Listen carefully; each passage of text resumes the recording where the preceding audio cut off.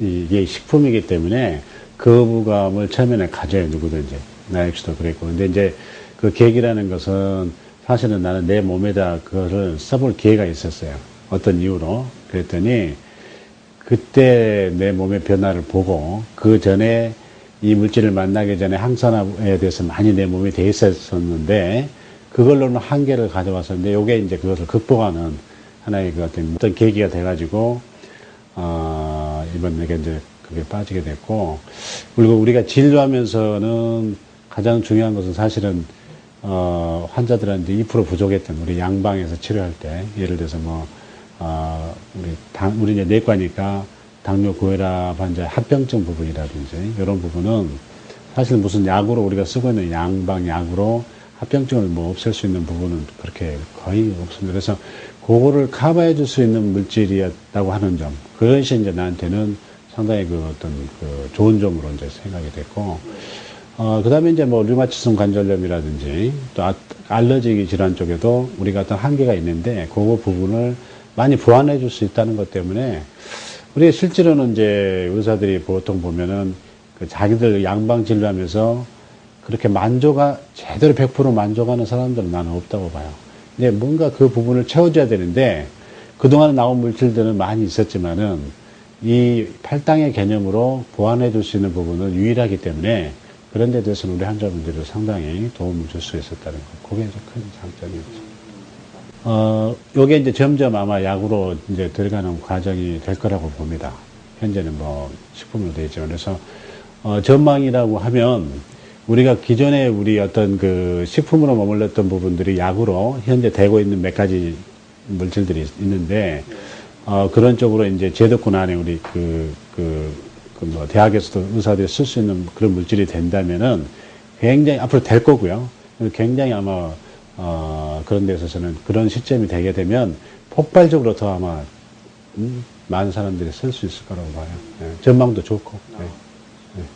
일단 의사들이 기본에 자기 우리 패러다임이 이제 장기별로 치료하는 개념들이 있었어요. 그래서 이것이 세포 차원으로 전체가 다 걸리는 부분으로 설명하니까 우선은 고정관념에서 이게 받아들이기 어려운 부분이 있었어요. 그래서 이제 그거를 우리가 결국은 넘어서야 될, 극복해야 될 문제는 뭐냐면 이게 실제로 지금 식품으로 되어 있기 때문에 논문 이렇게 개량화에 대해서 나오기가 좀 어려운 부분이 있는데 이거를 과연 정말 효과적이다 그러면 케이스들을 효과적이니까 그것이 이제 과학한 논문으로 나와서 그네들한테 제시를 해줬을 때 이것이 아마 더 어필하지 않는 부분일까 이렇게 생각을 해요. 그러니까 지금 현재는 되게 의사들이 그래 논문을 달라 이래요. 첫째는.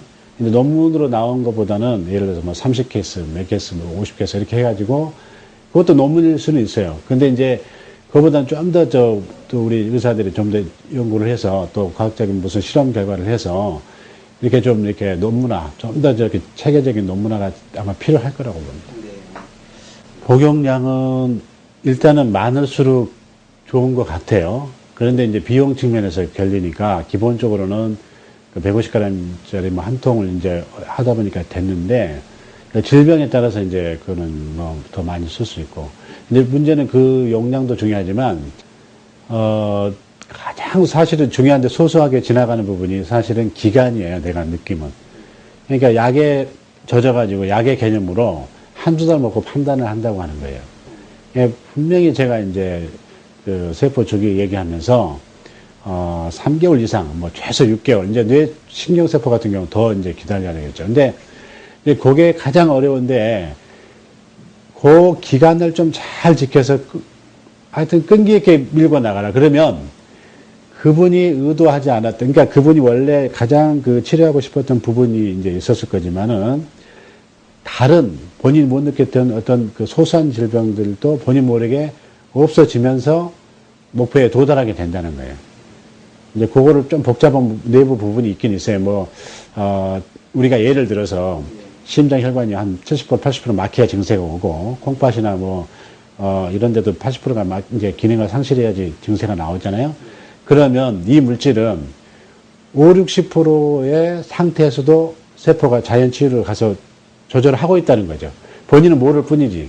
그러니까 실제로 자기가 느끼고 있는 증세가 자기는 모르는 부분에 이쪽에 물질이 쓰이기 때문에 자기가 지금 치료하려고 하는 목표에는 도달이 늦게 되는 수가 있다는 거죠. 예, 그래서 이제 그런 부분까지도 생각한다면 끈기 있게 기다릴 필요가 있다는 거죠.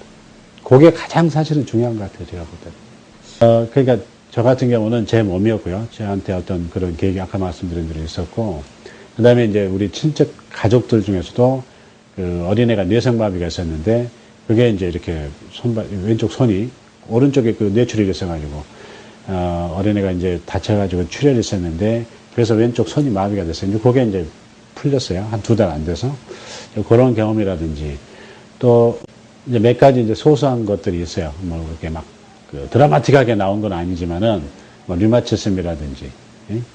또 간에 내가 체험한 경우가 있는데, 예, 그런 게 이제 그 비형균이 이렇게 활성화가 억제되는 거, 그런 경험. 몇 가지 그런 사례가 있죠. 근데 가장 중요한 거는 의사가 먼저 자기 주변이나 자신한테 체험하는 것이 중요하다고 봐요.